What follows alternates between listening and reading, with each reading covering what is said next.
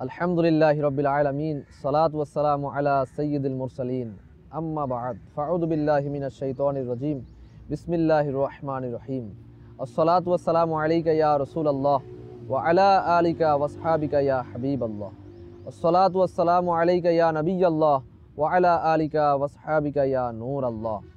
মাদানী চ্যানেলের দর্শকবৃন্দ, ধারাবাহিক অনুষ্ঠান আল্লাহ তাআলার নিয়ামত রাজি এর মধ্যে আপনাদের জানাই সুস্বাগতম।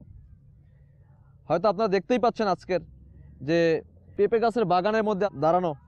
অবশ্যই আজকের এই পেঁপে দ্বারা আমাদের কি উপকার সাধন হয় এ সম্পর্কে আজকের আমরা ইনশাআল্লাহ জানার চেষ্টা করব। আসুন এর আগে দুরুদে পাকের ফজিলত শ্রবণ করে নিই।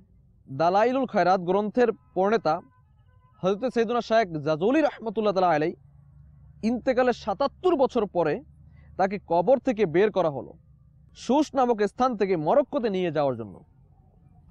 যখন কাফন থেকে তার শরীর খোলা হলো, দেখা গেল তাকে ৭৭ বছর আগে কফিন থেকে দেওয়া শরীর যেন এইমাত্র কফিনে দেয়া হলো।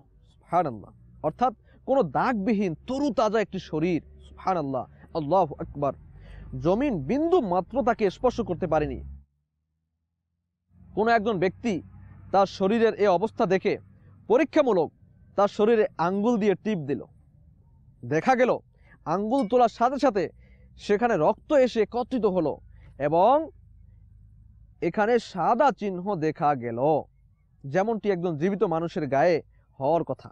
সুবহানাল্লাহ। প্রিয় ইসলামী ভাইয়েরা এবং মাদানী চ্যানেলের দর্শকবৃন্দ, আশিকে নবীদের কি শান! আল্লাহু আকবার। এর পেছনে সবচেয়ে যে আমলটি পাওয়া যায়, তিনি সর্বদা রাসূল করিম সাল্লাল্লাহু আলাইহি সাল্লামের প্রতি বেশি বেশি দুরূদ শরীফ পাঠ করতেন এবং তিনি নিজেই দুরূদ শরীফের অদ্বিতীয় গ্রন্থ এই দালাইলুল খয়রাত নামক কিতাব রচনা করেছেন। আল্লাহু আকবার, সুবহানাল্লাহ। দুরূদ শরীফ পাঠকারীর শরীর মাটি স্পর্শ করতে পারে না, দুরূদ শরীফ পাঠকারীর শরীর মাটি বক্ষণ করে না, তার লাশ মোবারক তরু তাজা পাওয়া যায়। আল্লাহু আকবার। আসুন না আমরাও নিয়ত করে নিই, বেশি থেকে বেশি পরিমাণ দুরূদ শরীফ পাঠ করব ইনশাআল্লাহ আযজা ওয়া জাল। শেখ তরিকত আমির আহলে সুন্নাত দাওয়াত ইসলামের প্রতিষ্ঠাতা হযরত আল্লামা মাওলানা আবু বিলাল মুহাম্মদ ইলিয়াস আত্তার কদরি রাজবি দামাত বরকাতুল আলিয়া তার লিখিত সংশোধনমূলক যে রিসালা ৭২ মাদানী নামাত, এর মধ্যে ৫ নাম্বার যে প্রশ্নটি করেছেন, আজকের কি আপনি নিজ সিলসিলা ওজিফা এবং কমসে কম ৩১৩ বার দুরূদ শরীফ পাঠ করে নিয়েছেন? ওলামায়ে কেরাম ইরশাদ ফরমান, যে ব্যক্তি দৈনিক ৩১৩ বার দুরূদ শরীফ পাঠ করবে তাহলে তার নাম বেশি থেকে বেশি পরিমাণ দুরূদ শরীফ পাঠকারীদের মধ্যে অন্তর্ভুক্ত করে নেওয়া হবে। আসুন আমরাও নিয়ত করে নিই ৭২ মাদানী নামাতের উপর আমল করার নিয়তে ইনশাআল্লাহ আযজা ওয়া জাল দৈনিক কমসে কম ৩১৩ বার দুরূদ শরীফ পাঠ করব ইনশাআল্লাহ আযজা ওয়া জাল। সাল্লু আলাল হাবিব সাল্লাল্লাহু তাআলা আলা মুহাম্মদ সাল্লাল্লাহু আলাইহি ওয়াসাল্লাম। প্রিয় ইসলামী ভাইয়েরা এবং মাদানী চ্যানেলের দর্শকবৃন্দ, আল্লাহ তাবারক ওয়া তাআলা পবিত্র কালামুল্লাহ শরীফের দ্বিতীয় পারার সূরা বাকারা আয়াত নম্বর ১৭২ এর মধ্যে ইরশাদ ফরমান, যার তরজমায় কানজুল ঈমানের মধ্যে এভাবে তরজমা করেছেন আলা হযরত ইমামে আহলে সুন্নাত মুজাদ্দিদ দ্বীন ও মিল্লাত পরআনে শাম এর রিসালাত শাহ ইমাম আহমদ রাজা খান রাহমাতুল্লাহি তাআলা আলাইহি। হে ঈমানদারগণ, খাও আমার প্রদত্ত পবিত্র বস্তুগুলো এবং আল্লাহর অনুগ্রহ স্বীকার করো যদি তোমরা শুধু তার ইবাদত করে থাকো। সুবহানাল্লাহ। আল্লাহ তাআলার নিয়ামত আমরা ভক্ষণ করছি, আমরা যে ফল খাচ্ছি, যে সবজি খাচ্ছি, যে খানা আমরা খাচ্ছি, তা থেকে পেট ভরার সাথে সাথে আমরা এ থেকে অনেক উপকার সাধন হচ্ছে আমাদের শরীরের, তা কি আমরা জানি? প্রিয় ইসলামী ভাইয়েরা এবং মাদানী চ্যানেলের দর্শকবৃন্দ, আমাদের দেশের অধিকাংশ মানুষ পুষ্টির চাহিদা পূরণের জন্য শাকসবজি ফলমূলের উপর নির্ভর করে। তাই এদেশে সারা বছরই বিভিন্ন ধরনের শাকসবজি ফলমূল চাষ করা হয়। বাংলাদেশে পেঁপে খুবই জনপ্রিয় ফল। শুধুমাত্র ফলই নয়, এই পেঁপে সবজি হিসেবেও ব্যবহার করা হয়ে থাকে। পেঁপেকে ইংরেজিতে পাপায়া বলা হয়। আমাদের দেশের আবহাওয়া ও মাটি পেঁপে চাষের জন্য খুবই উপযোগী। আমাদের দেশে প্রায় সব জায়গাতেই পেঁপে জন্মায়, তবে বৃহত্তর রাজশাহী, পাবনা ও যশোরে খুব ভালো মানের পেঁপে উৎপন্ন হয়। আর এই পেঁপের মধ্যে অনেক পুষ্টিগুণ রয়েছে, যেমন পেঁপেতে প্রচুর ক্যাটোরিন ও ভিটামিন সি রয়েছে। আর এই পেঁপেতে ঔষধি গুণও অনেক রয়েছে।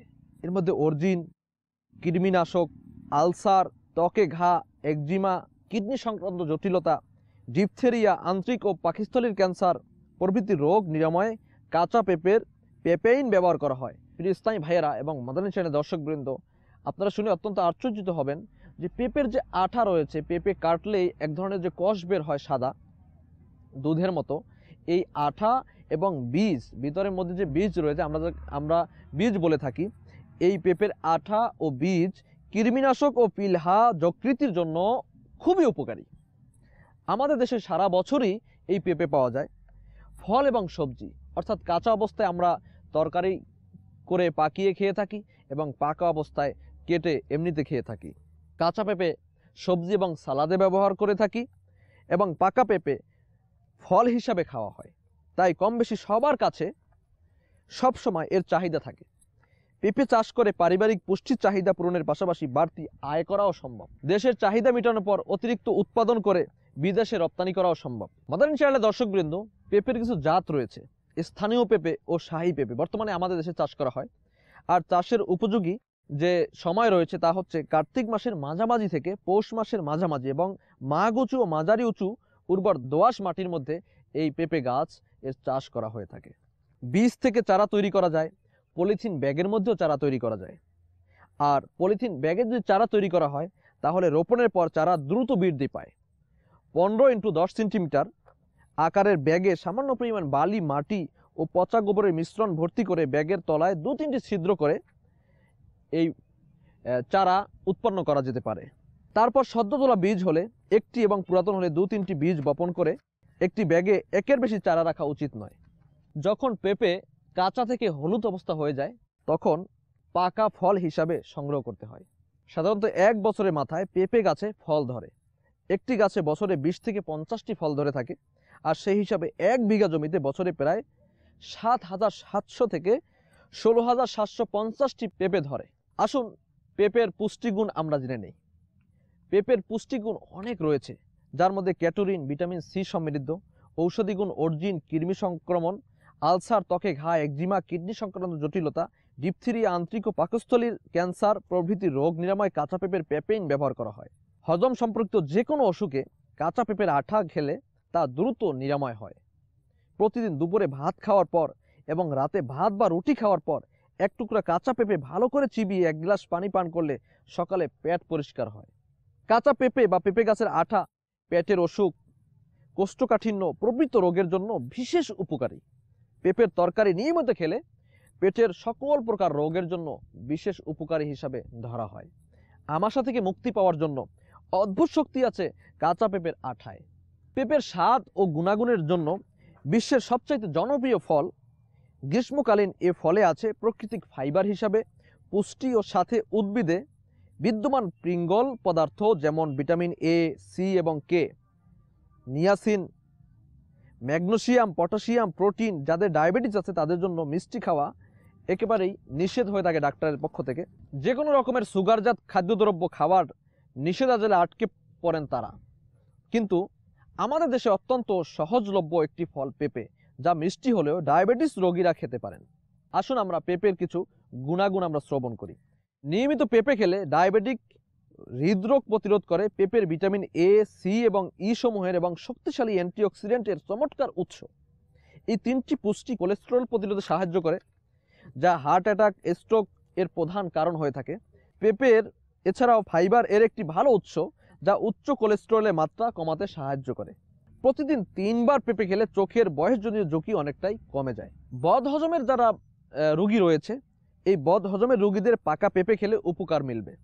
পাকা পেঁপে খেলে মুখে রুচি বাড়ে, সাথে সাথে খিদে বাড়ে। তাছাড়া পাকা পেঁপে কোষ্ঠ পরিষ্কার করে এবং বায়ু নাশ করে। এছাড়া পেঁপে অর্শ রোগের ক্ষেত্রেও বেশ উপকারী। মাদারিন চ্যানেলের দর্শকবৃন্দ, কাঁচা পেঁপের আঠা, বীজ কৃমিনাশক। কাঁচা পেঁপের আঠা চিনি বা বাতাসার সাথে মিশিয়ে খেলে অর্শ ও জন্ডিস সহ লিভারের নানা রোগ ভালো হয়। এই আঠা প্রতিদিন 5 থেকে 7 ফোঁটা বাতাসার সাথে মিশিয়ে খেলে অর্শের রক্ত পড়া বন্ধ হয়। ব্রণ, আঁচিল, জিভের ঘায়ে এ আঠা লাগালে খুবই উপকার হয়। অন্যান্য ফলের মতোই পেঁপেতে কোনো কোলেস্টেরল নেই, আর পেঁপেতে আছে প্রচুর পরিমাণে ফাইবার। তাই কোলেস্টেরলের সমস্যায় যারা দুশ্চিন্তায় রয়েছে তারা প্রতিদিনের খাবারের মধ্যে এই পেঁপে রাখা তাদের জন্য খুবই উপকার দিবে। অন্যান্য কোলেস্টেরলযুক্ত খাবারের বদলে পেঁপে খাওয়া উচিত, তাহলে আপনার কোলেস্টেরলের পরিমাণ নিয়ন্ত্রণে থাকবে। পেঁপেতে প্রচুর পরিমাণে অ্যান্টিঅক্সিডেন্ট বিটা ক্যাটোরিন, লুটেইন আছে। এছাড়াও আরও অনেক পুষ্টি উপাদান রয়েছে যেগুলো শরীরের জন্য খুবই উপকারী। ক্যাটোরিন ফুসফুস ও অন্যান্য ক্যান্সারের ঝুঁকি কমায়। চুলের যত্নে পেঁপে অত্যন্ত গুরুত্বপূর্ণ ভূমিকা রাখে। টক দইয়ের সাথে পেঁপে মিশিয়ে চুলে মাখলে চুলের গোড়া শক্ত হয় এবং চুল ঝলমলে হয়। 1 চামচ পেঁপের আটা 7-8 চামচ পানি দিয়ে ফেটে চুলের গোড়ায় কিছুক্ষণ রেখে ধুয়ে ফেললে উকুন মরে যায়। আর এই পেঁপে যে আল্লাহ তাআলার মহান নেয়ামত, এই পেঁপে যা আমরা ভক্ষণ করে থাকি, শরীরের চাহিদা ক্ষুধা নিবারণ করতে থাকি। এই পেঁপের মধ্যে 100 গ্রাম পেঁপেতে পাওয়া যায় 29 গ্রাম ক্যালোরি। এতে কার্বোহাইড্রেট রয়েছে 9.81 গ্রাম, ফ্যাট রয়েছে 0.14 গ্রাম, প্রোটিন রয়েছে 0.16 গ্রাম। এছাড়া পেঁপে আরও নানা গুণে অধিকারী। পেঁপেতে আছে ভিটামিন B1 ও ভিটামিন B6। এছাড়াও প্রচুর পরিমাণে ফলেট নামের একটি জরুরি ভিটামিন রয়েছে। তাই ভিটামিন বি এর অভাব পূরণ করার জন্য নিয়মিত পেঁপে খাওয়া উচিত। আর এই পেঁপে শুধু আমরা পাকা অবস্থায় খাই না, কাঁচা অবস্থায় খেয়ে থাকি। এই কাঁচা পেঁপের তরকারি লিভার বৃদ্ধি রোধ করে এবং পাইলসের সমস্যা দূর করে। কয়েকটি গবেষণা দেখা গিয়েছে যে পেঁপেতে যে আঁশ রয়েছে তা মলাশয়ের ক্যান্সার প্রতিরোধ করতে সহায়তা করে, রোগ প্রতিরোধ ক্ষমতা বাড়ায়। ব্রণের সমস্যা প্রায় সবারই হয়ে থাকে, আর এসব ব্রণের কারণে মুখে খুব বাজে ধরনের দাগ তৈরি হয়। এই বাজে দাগগুলো নিরাময় করতে পারে সুমিষ্ট এই ফলটি। জি হ্যাঁ, মুখের অন্যান্য যে কোনো দাগ যেমন মেস্তা, ফুসকুড়ির দাগ খুব সহজেই দূর করে দিতে পারে। মুখের বিভিন্ন দাগ দূর করার পাশাপাশি পেঁপে ফলটি মুখের উজ্জ্বলতাও ফিরে আনতে সহায়তা করে। 100 গ্রাম পেঁপেতে পাওয়া যায় 29 গ্রাম ক্যালোরি। এতে কার্বোহাইড্রেট রয়েছে 9.81 গ্রাম, ফ্যাট রয়েছে 0.14 গ্রাম, প্রোটিন রয়েছে 0.61 গ্রাম। এছাড়া পেঁপে আরও নানা গুণের অধিকারী। পেঁপেতে আছে ভিটামিন B1 ও ভিটামিন B6। এছাড়াও প্রচুর পরিমাণে ফলেট নামের একটি জরুরি ভিটামিন আছে। তাই ভিটামিন বি এর অভাব পূরণ করার জন্য নিয়মিত পেঁপে খাওয়া উচিত। প্রিয় ইসলামী ভাইয়েরা এবং মাদানী চ্যানেলের দর্শকবৃন্দ, শুধু তাই নয়, কাঁচা পেঁপের তরকারি লিভার বৃদ্ধি রোধ করে এবং পাইলসের সমস্যা দূর করে থাকে। কয়েকটি গবেষণা দেখা গিয়েছে যে পেঁপেতে যে আঁশ রয়েছে তা মলাশয়ের ক্যান্সার প্রতিরোধ করতে সহায়তা করে, রোগ প্রতিরোধ ক্ষমতা বাড়ায় এই পেঁপে। এতে রয়েছে গুরুত্বপূর্ণ বিটা ক্যাটোরিন উপাদান। এই উপাদান থেকে ভিটামিন এ ও সি উৎপন্ন হয় এবং তা রোগ প্রতিরোধ ক্ষমতা বাড়িয়ে দেয়। আমরা অনেকেই কোরবানির গোস্ত হোক যে কোনো গোস্ত ফ্রিজে রেখে দেই, তা পাকাতে গেলে খুব গোস্ত শক্ত হয়ে থাকে, আগুনে জাল দিলে এটা নরম হতে চায় না। তাই এই কাঁচা পেঁপে যদি এই গোস্তের মধ্যে দিয়ে দেওয়া হয় তাহলে গোস্ত অতি তাড়াতাড়ি সিদ্ধ হয় এবং নরম হয়ে যায়। শুধু তাই নয়, শিক কাবাব তৈরিতেও মশলার মধ্যে পেঁপের ব্যবহার করা হয়।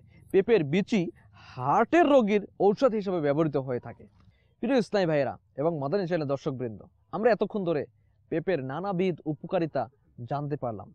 আর আল্লাহ তাআলার এই মহান নেয়ামত যা পেঁপে গাছের মাধ্যমে এই পেঁপে আমরা পেয়ে থাকি, আমরা কখনো কি আল্লাহ তাআলার শুকর আদায় করেছি? প্রিয় ইসলামী ভাইয়েরা এবং মাদানী চ্যানেলের দর্শকবৃন্দ, ইরশাদ হচ্ছে, হে জিন ও ইনসান, তোমরা উভয় জাতি আপন রবের কোন অনুগ্রহকে অস্বীকার করবে? নিশ্চয়ই আল্লাহ তাআলার এই অশেষ নেয়ামত, আল্লাহ তাআলার অসংখ্য নেয়ামত রাজি থেকে আমরা কোনো নেয়ামতের অস্বীকার করতে পারবো না। আল্লাহ তাআলার এই নেয়ামত খেয়ে খেয়ে আমরা নিজের জীবনের চাহিদা পূরণ করছি, নিজের পেট ভর্তি করছি এবং শরীরের যেই এত উপকার সাধন হচ্ছে, আল্লাহ তাআলার এই নেয়ামতের শুকরিয়া জ্ঞাপন করা উচিত। আর এই নেয়ামত রাজি সম্পর্কে আল্লাহ তাআলার কৃতজ্ঞতা জ্ঞাপন করা উচিত। প্রিয় ইসলামী ভাইয়েরা এবং মাদানী চ্যানেলের দর্শকবৃন্দ, তাই তো শুবল ইমানের মধ্যে রয়েছে যে একবার সৈয়দুনা ফুজাইল বিন আয়াজ রহমতুল্লাহ তাআলা আলাই এবং সৈয়দুনা সুফিয়ান বিন উয়াইনা রহমতুল্লাহ আলাই একবার একত্রিত হলেন আর এভাবে আলোচনা করতে লাগলেন যে আল্লাহ তাআলা আমাদের এই নিয়ামত দান করেছেন, ওই নিয়ামত দান করেছেন, এই ইহসান করেছেন, ওই ইহসান করেছেন, এই অনুগ্রহ করেছেন। এভাবে আলোচনা করতে করতে রাত পার হয়ে গেল, কিন্তু নিয়ামত রাজির গণনা শেষ হলো না। আমরাও যদি সারা জীবনও যদি এই নিয়ামত রাজি সম্পর্কে বলতে থাকি, লিখতে থাকি, কখনো লেখাও শেষ হবে না, বলাও শেষ হবে না। প্রিয় ইসলামী ভাইয়েরা, এই মহান নিয়ামত পেঁপে যার, তাও আমাদের জন্য উপকারী। এই কাঁচা অবস্থায় পেঁপে আমাদের জন্য উপকারী, পেঁপের বিচি তাও আমাদের জন্য উপকারী, আর পাকা অবস্থায়ও এই পেঁপে আমাদের জন্য উপকারী। প্রিয় ইসলামী ভাইয়েরা, তাই কেনই বা না আল্লাহ তাআলার এই মহান নেয়ামত খেয়ে আল্লাহ তাআলার শুকরিয়া আদায় করব না? বারবার শুকরিয়া আদায় করি এবং এই নেয়ামতের চর্চা করতে থাকি। আল্লাহ তাআলার নেয়ামত খেয়ে খেয়ে আমরা যেন শুকরিয়া আদায় করি। আল্লাহ তাআলার এই নেয়ামত রাজির চর্চা করা এবং নেয়ামতের শুকরিয়া আদায় করা, কৃতজ্ঞতা জ্ঞাপন করা তৌফিক দান করুক। আমিন। বিজাহিন নবিয়্যিল আমিন সাল্লাল্লাহু আলাইহি ওয়াসাল্লাম।